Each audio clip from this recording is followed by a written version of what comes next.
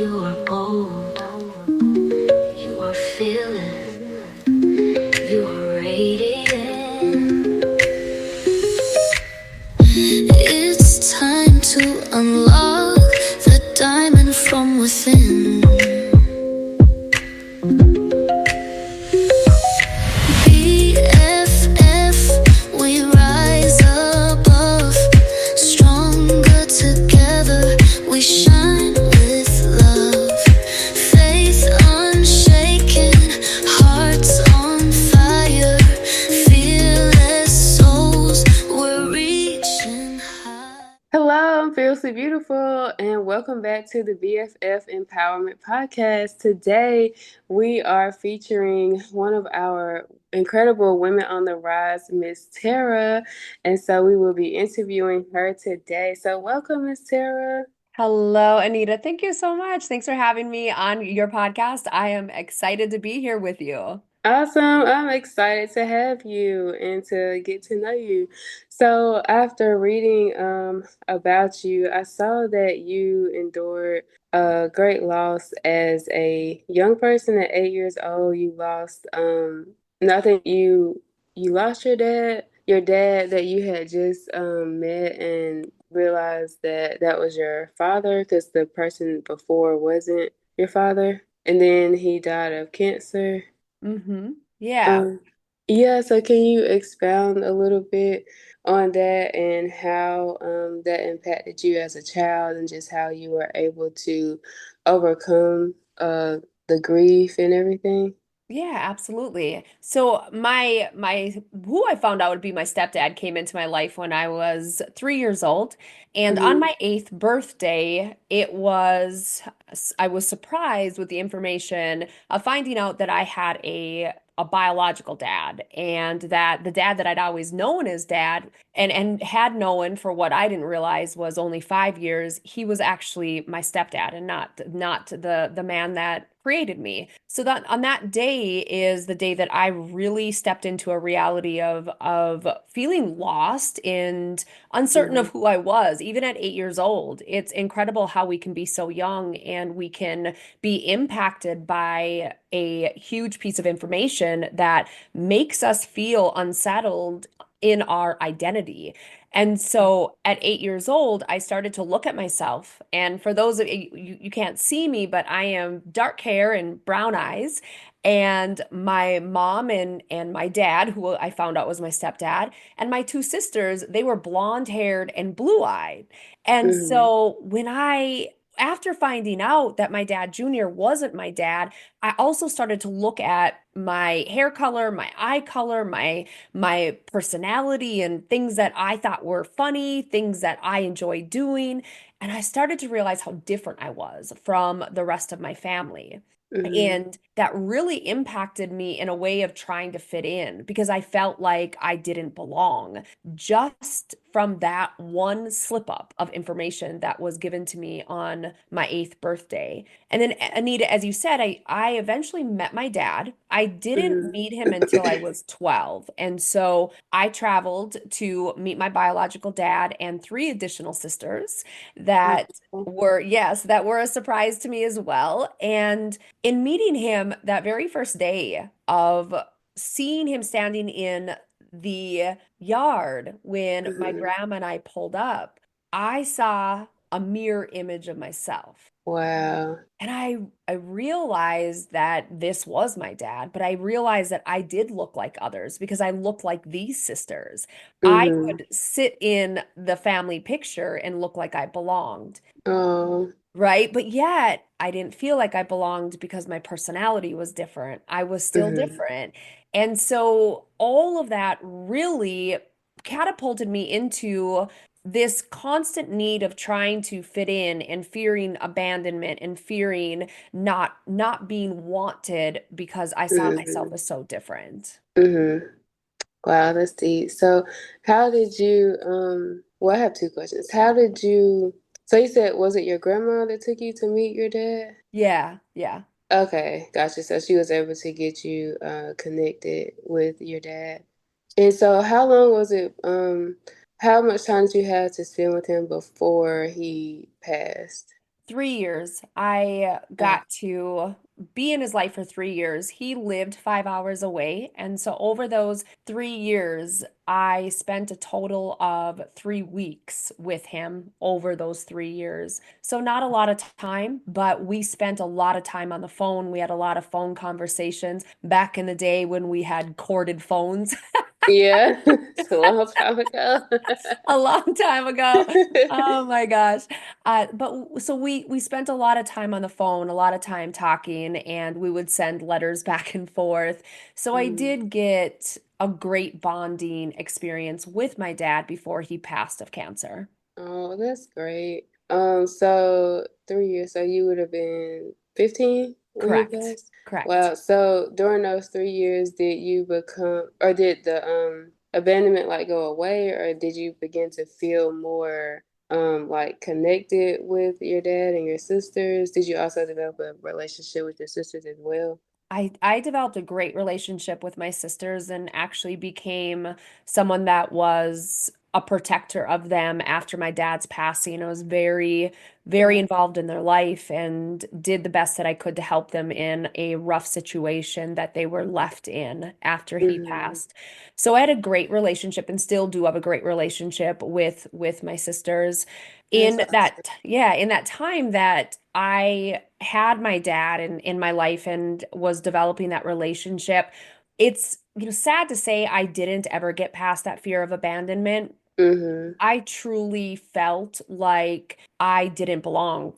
Mm-hmm. Finding out that, at the age of 8, that my biological dad had said, "It's not mine, get rid of Mm-hmm. it." And essentially he had told my mom to abort me. They're both Mm-hmm. young, 21, and thinking about living their best life, not thinking about raising children. And Mm-hmm. so hearing that, knowing that he didn't want me, it took me some time. It took me 4 years to gain the courage to actually meet him for the very first time because I was so Mm-hmm. afraid that Right. he would take one look at me and say, "Yeah, I still don't want you." Yeah, Right. so Yeah. I never did get past that fear of abandonment. And it honestly, Anita, went with me through into my teenage years, went with me into my adult life. And it wasn't Mm-hmm. until the last year and a half where I've Mm-hmm. stepped into my own healing journey, doing Mm-hmm. the healing work for myself that I do for my women. Mm-hmm. That's when I've been able to get past that fear of abandonment because I realize that I'll never be abandoned by Mm-hmm. the one person that matters the most, and that's myself. I'll never be Mm-hmm. abandoned by myself as Mm-hmm. long as I stop self-abandoning myself. That was the lesson that I had to learn, and to learn that I had to go through the healing to get to that place of understanding. Gotcha. So I also saw that you got married young too. You got married at 20. Yeah, I did. Yeah, married at 20. Yes, actually engaged at 16 and Wow. yes, or sorry, 17. Engaged at 17 and married at 20 Uh-huh. and had my first child at 21, so young, very Mm-hmm. young to have my first child. I shouldn't say very young. It's not very young, but younger. Mm-hmm. So I Right. was, yeah, and we were married for 9 years. And by that point, after three boys and being married for 9 years, being together for 14 years, I had changed so much. Mm-hmm. And I'd outgrown the marriage and I was wanting to take my life in a different direction. But my husband, the father of my boys, that Mm-hmm. he wasn't looking to expand or to grow or to better his life. That wasn't his interest. It had never been his interest. And we were so young when we got together that we didn't have that conversation. We didn't talk about the Mm-hmm. future. And Mm-hmm. so I knew the best decision for me, given the breakdown of our marriage and the toxicity of it and the constant fighting that was taking place. I knew the best decision was to end the marriage and Mm-hmm. become a single parent, even though I knew it would be difficult and I knew that it would be hard on the boys for a stint of Mm-hmm. time, if not long time, which it wasn't, thank goodness. We worked really hard to make sure that they had the best experience after the divorce. But I knew that I did not want my boys to believe that they had to stay in a relationship that was unhealthy and live Right. live an unhealthy life Mhm. and not go after their dreams. I never Mhm. wanted that for them. So ending the marriage was the best decision. And it has proven to be that. That was in 2008. And so this many years later, it was still the best decision ever. And the boys are my three boys are graduated and they're doing incredible in life. So I'm glad that I Oh, made that decision. that's awesome. So share with us, how did you begin your healing journey? How did you begin your business? Yeah, absolutely. I'd love to. So 11 years ago, I became a weight loss coach. I Mhm. had lost 220 pounds. So I'd Wow, lost and I'd done it naturally through the process. And I that's can awesome. thank you. I can't say I did it healthy every single step of the way. It was a very brutal journey until I realized that I got myself into the situation that I'd gotten myself into. And the only way to get out was to do the work myself.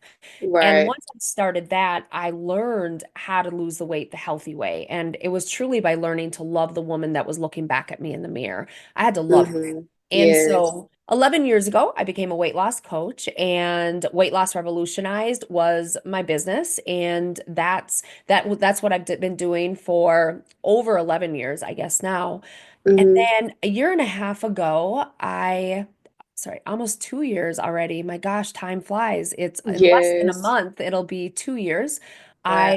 I lost my sister. And so Mm-hmm. I'm blessed to have two baby sisters because I have a baby sister from my mom and a baby sister from my biological dad.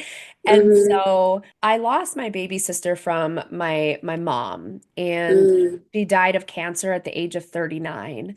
Wow. And losing her opened me intuitively. And Mm. I had not known that I'd always had these intuitive abilities. It's always been something speaking to, angels and talking to spirits, and having that has always been something that I've been open to after losing my dad so young and losing others in my Mm-hmm. life that I love at a young age. I've always been open to that and always wanted to have the ability to do that. I didn't realize that I truly did have that ability until losing Trisha. So Mm. she passed in June of 2023, and in July, that following July, I started to get very clear messages from her where she was saying to me in one situation specifically, she said, I need you to get a gift from me for mom. That's exactly how she said the sentence. And I ignored her for 5 days. And then Mm. finally, on the fifth day, when it didn't stop, and she was continuously giving me that download of information and saying the same sentence over and over and over, I knew that I had to listen. And she directed me. I asked her where this gift was. I had no idea what I was supposed to get my mom for her. And she directed me exactly to this coffee cup. And right Mm-hmm. before Trisha passed, my mom and her had been sewing coffee cup coasters. And so the fact that it was a coffee cup was significant, but on the coffee cup was this phrase that says, I'll always be with you and I'll always love you, your short one.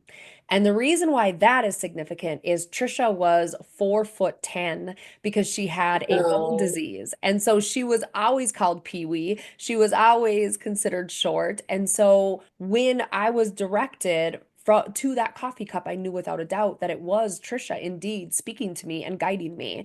And that's what opened me up intuitively, where I started to listen. I started to Mm-hmm. listen to spirit, to divine, to my higher power, as well as my higher self and future self to get the guidance that I needed in order to go through my own healing.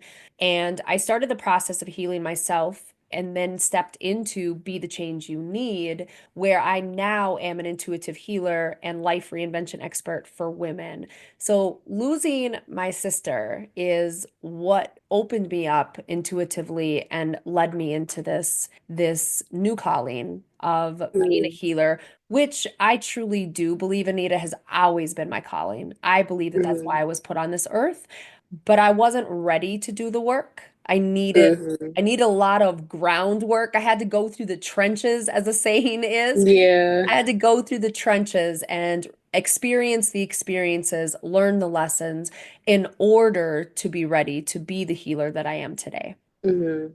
Wow. So do you encounter a lot of women that face similar things that you face, or is it just like lots of different things? Yeah, so in the work that I do, is Yeah, it? in your Yeah. coaching. Sorry. Yeah. In your coaching. It is. It's a lot of similar things of what I've went through, and Mm-hmm. that really helps me to connect and relate to my women on such a deep Mm-hmm. level, which, I'm glad that you asked that because I used to be so sad and so hurt that Mm-hmm. whoever you speak to, God, the universe, the higher power, for me, it's all three. I used to believe that God made two people, and there were the people that were fortunate. They got to have the beautiful body, they got to have the money in the bank, they got to have the loving relationships and to be happy and just everything came to them. Life was easy. And then there was Mm-hmm. me, where I didn't get to have the beautiful body or the success or the happiness. Everything was hard.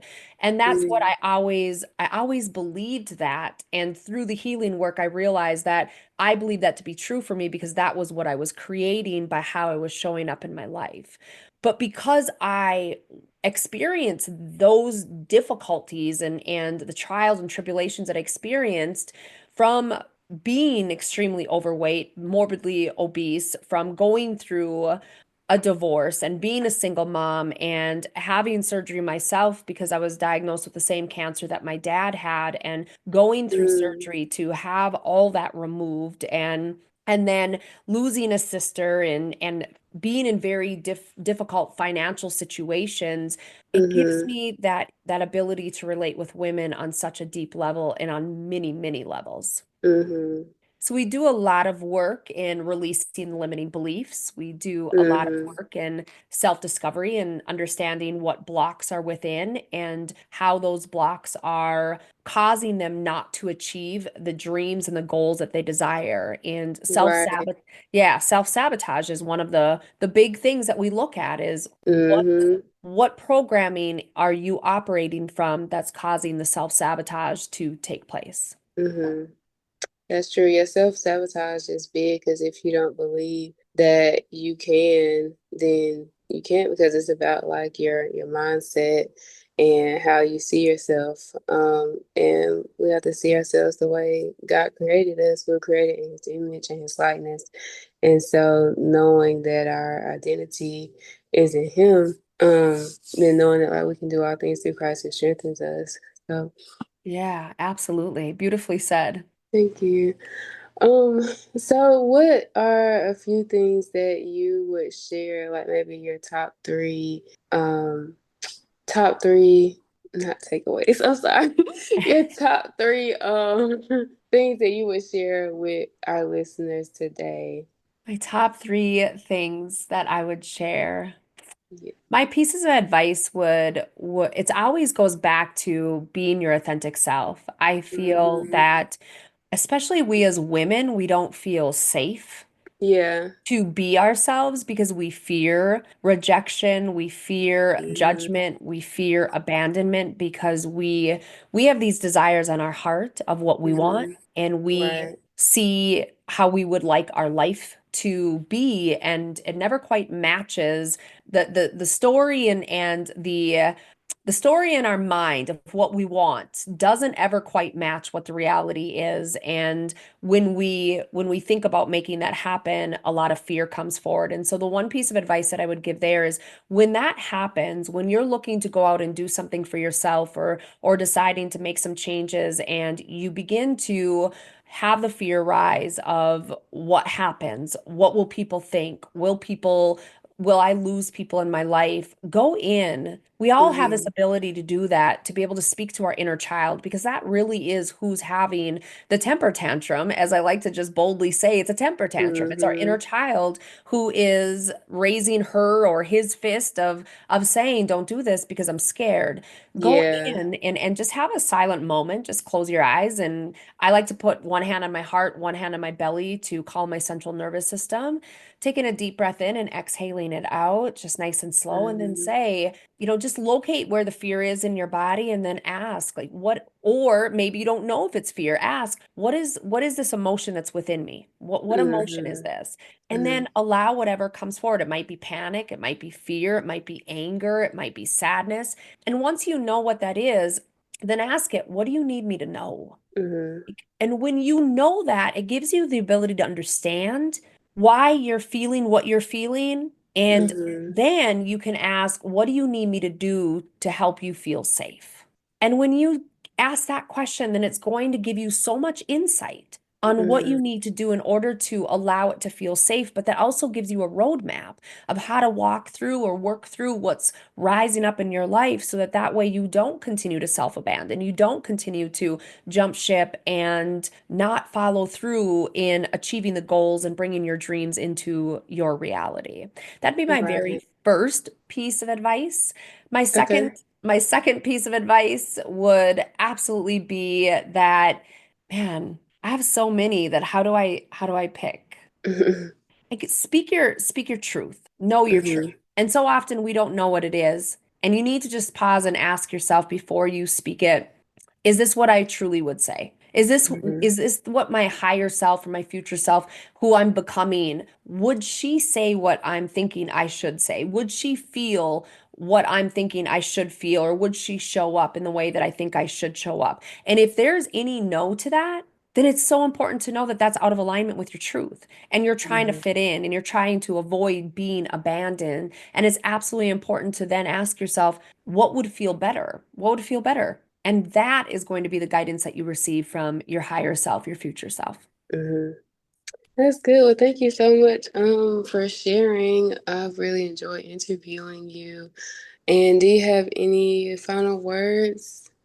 I would share, my final words would be that I have a free 4-part video series. Is it okay if I share that, Anita? That's available? Sure, that's fine. Yeah. Yeah, awesome. So it's about becoming your most confident self and attracting the life that you want. And it's a 4-part video series. It's a free offer that I have available. And it's really about shifting the 4 different energies within you so that you can help yourself to move through the fear and the doubt and all things that are coming up and blocking your ability to be confident. So I'll share that link with you. So if you don't mind putting that in your show notes, and then whoever is interested in and checking it out, they can check it out. And if they want to opt into it, they can opt into it and get it for free. Okay, sure. Perfect. Thank you. You're welcome. Well, thank you so much, Tara, for joining us today on the Women on the Rise spotlight of the BFF Empowerment Podcast. We appreciate you and your interest,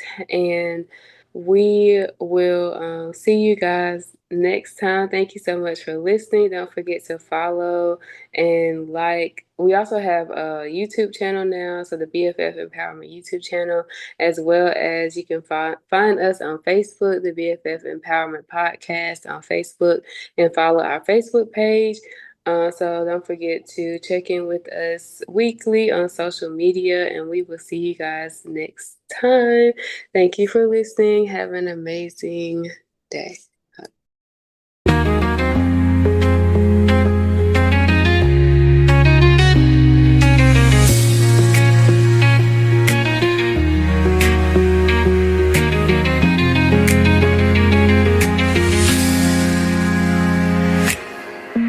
BFF, we rise above, stronger together we shine.